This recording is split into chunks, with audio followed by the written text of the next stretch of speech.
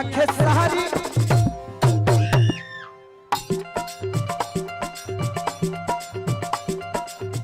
सैया खेसारी देखा बढ़ल बात मारी। आई हमारा बड़का भैया रमेश भैया के तरफ से ढेर सारा पुरस्कार आशीर्वाद के रूप में स्वीकार किया। जो उमा शंकर भैया कहनी है भगवान उमा शंकर भैया के उम्र में हमारा उम्र से 10 बरिस काट के डाल दो। जैसे ही हमनी की बहिन सन के शादी करावत रहस और ऐसे ही हमनी के लाखों करोड़ों की संख्या में आके उमा शंकर भैया के प्यार पाके आइकर नमक रोटी खा के हमनियों के जाके छूटा चली जा। हृदय भाई तनी एक बार और आ जाई हो सही आंखें साथ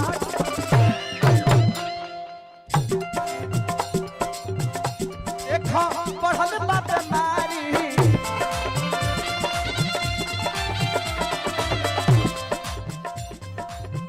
नहीं तू जइब कैसे माई के दुआरी कहे नहीं जालो संग माई के दुआरी। और कहती है ये भारती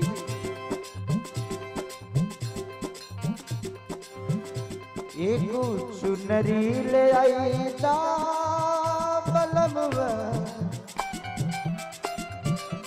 ए बलमवा हो ए राजा राजा ए करेजा। रवि भैया चलिए आई ना अब महादेव के डांस देखिए आलो भाई।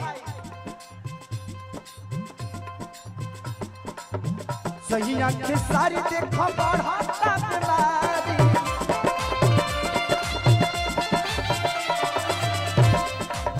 संगे तू नाही जाइब माई के दुआरी।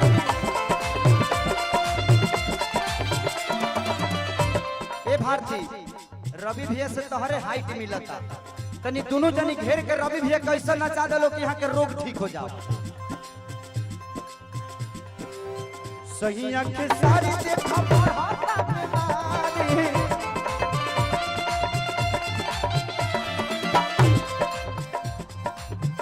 ना चलो ऐसन की ठीक हो जाओ बीमारी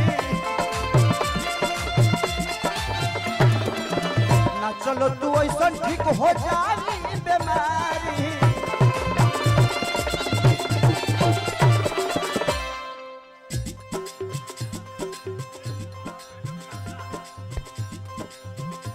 सजनिया सर धरैदा बलमवा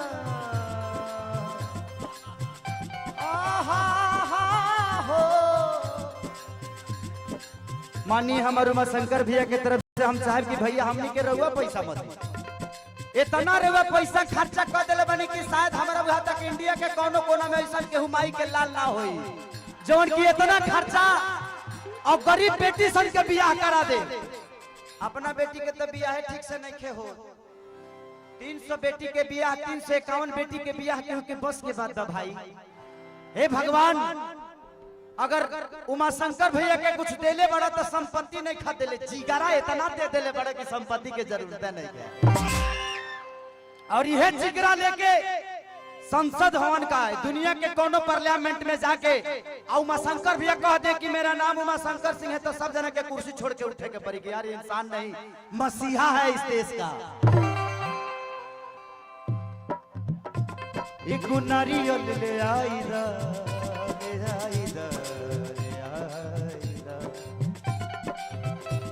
एक नारियल ले आई दा बलमवा ए बलमवा एक नारियल ले आई दा बलमवा जाइबो हरे धाम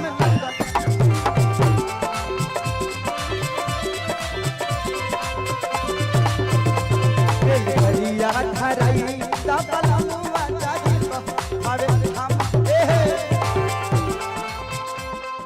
रवि भी आप देखिए दिल गड़िया धरई दा बलमवा